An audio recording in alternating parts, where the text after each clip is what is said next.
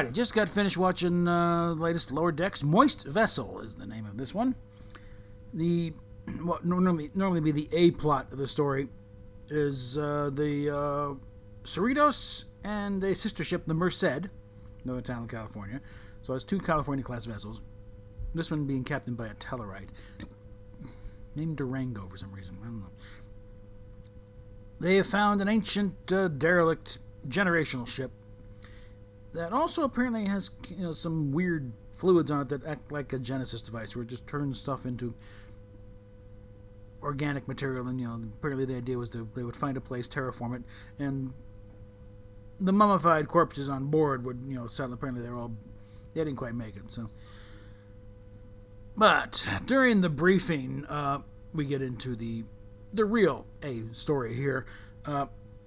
Mariner's looking particularly bored and yawning openly during the so again cheesing off Captain Freeman. So the first officer and Captain Rickam try assigning her the worst duties on board, which include lubing the turbo shaft. We get that scene where the security uses birds on it and hey, I'm working here. Another one where the famous cleaning out the holodeck waste receptacles, which of course horrifies the captain to find out what people are really doing in the holodeck. And the last one was cleaning the carbon filters, which she turns into a game with the other crewmen are doing the same duty. So, it's not working. She finds somebody to enjoy this stuff. Okay, what would she really hate? This is where we get the rather brief promotion to lieutenant. She gets thrown. Yeah, wait for it to happen, guys. Okay? There's a reason. It's not, you're so amazing, we're going to promote you and make it. No, it's to punish her even further. The idea that what would be the worst thing Mariner could have? Being promoted. Whoops. We'll pause here. Hello. Dear customer, this is an important notification call to you from Billing Department of Computer Services. This is to inform you that $399 is going to be charged from your checking account or plastic card, which is attached in our system within 24 hours for the... Which is bullshit. So, I might leave that in. Okay. So, the worst thing they could do to Mariner is to promote her. And she's bored to tears. She's given her own quarters, which takes her away from everyone she knows down in the bunks. She's having to do reports on ops things and everything, and she's just she hates it. And then a bit of a crisis erupts, really, because through some things, the ships get affected by by this Genesis fluid type of thing. They don't actually call it that, but that's essentially what it is. It's the Genesis device in liquid form, and it starts turning both the Merced and eventually the Cerritos just transforming into jungles or whatever. And Mariner and Freeman are forced to work together to solve the crisis. Another plot going on. We learn more about Tendi. How she really wants people to like her. And she got to attend a guy trying to do an ascension, or to ascend to a higher form, or something, and she blows it. She screws up the little mandala she's done in the room and everything. This guy blows up at her. He's got serious anger problems, and he's blaming everything on Tendi.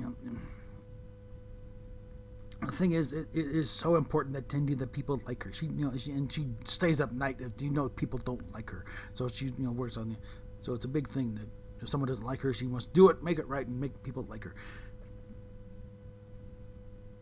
And through this thing, she, manages to connect with this guy. And it's a good scene where he actually, I'll leave that alone. But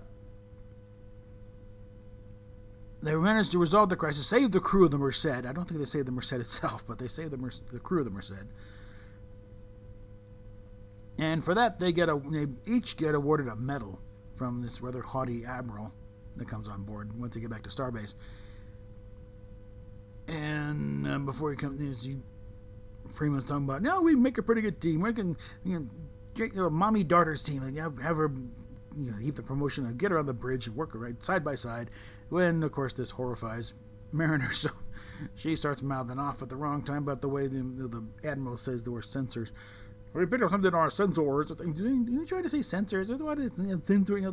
I've never been so disrespected in my life. And this is after she's got her medal. And those gets her right back down. And sending,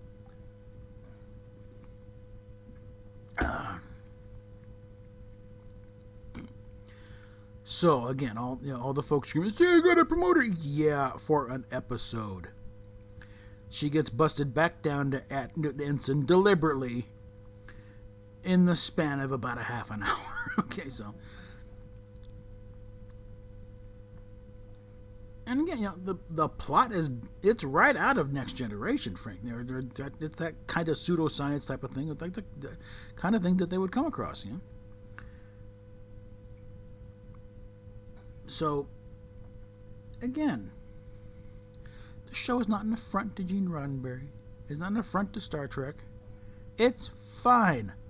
There's no agenda here, okay? I know it's hard to accept that, yes, they're actually making gender-free things. But, again, this is not being produced by Secret Hideout. It's being produced by McMahon's company, Important Science. Pew, pew, pew. That one, I mean... And again, when the numbers are not good, but again, I think that's largely driven by the hatred on the Phantom Menace side. I think if we'd back off a little bit, things might stabilize a bit to something more realistic. It's not that they're tuning out. I think it's what I don't want tuning in the first place because it's we're going back to such a hateful thing and it's disrespectful. It's lighten up, really. Let's take a page or two from Anti-Truckers thing. It's Director Venom at the work. The work is not that bad, okay? The Star Trek wasn't meant to be a comedy. No, Star Trek itself was not meant to be a comedy. But again, Roddenberry himself bounced around the idea of a Harry Mudd spinoff as a comedy. It didn't really get past the discussion phase, but they were talking about it.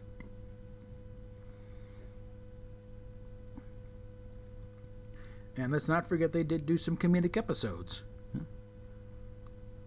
There's no other way to explain. Let's see. I Mudd was definitely a satire type thing. Trouble or Troubles, duh. Piece of the Action. They even brought in Jimmy Kovac, who's a comedy director. So, and he said, the script was okay. What made it funny was the fact that it was these guys doing it. But But it's okay. It's a fine show. And again, it's as cheap as it probably is to produce. The ratings probably won't matter a whole lot. Because I think they're mainly angling probably for home video. When all the venom has died down and people take a look at this wasn't that bad. And then they're going for home video sales, okay? And like with Running Discovery on CBS, they got to fill time with something.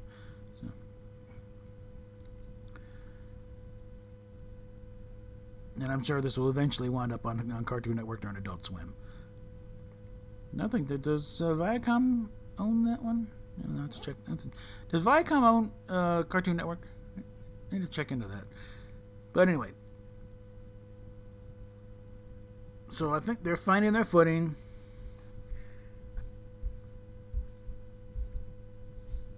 The show is not an insult to Star Trek, whatever that would be anyway.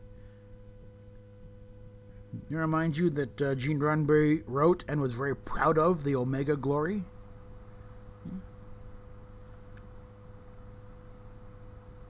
Roddenberry wasn't always the best judge of what made good Star Trek, okay? So don't be hawking to him, all right? I have a better view of him than Anti-Trucker does, but it's not, he wasn't the end-all be-all. It really started taking off once, Dorothy Fontana got a bigger voice on there as a story, and Gene Kuhn came on, and it was mainly the writer. And back then, Roddenberry wasn't quite as as an egomaniac as he was later in life. He made a point of bringing in other people. There's an old line about some advice that Johnny Carson got. It's like, don't try and be the center of attention on your show. Let the guests shine on them. Let them have their moment. Because what they're going to be talking to the next day is, did you see what happened on Carson last night? And this one, it's like, let the writers do the thing and quit trying to grab all the glory. So, and I think that's what's happening. And again, going by Midnight's Edge's own video, Kurtzman is being sidelined as much as possible. So I think this is one of those cases where it's like, yeah, we got to have you along for the contract, but you're not allowed to touch this show. We like this McMahon kid, and he's got a good imagination. He knows his show, so let him do it. Stay out of the way. Here's your butt ton of money to shut the hell up.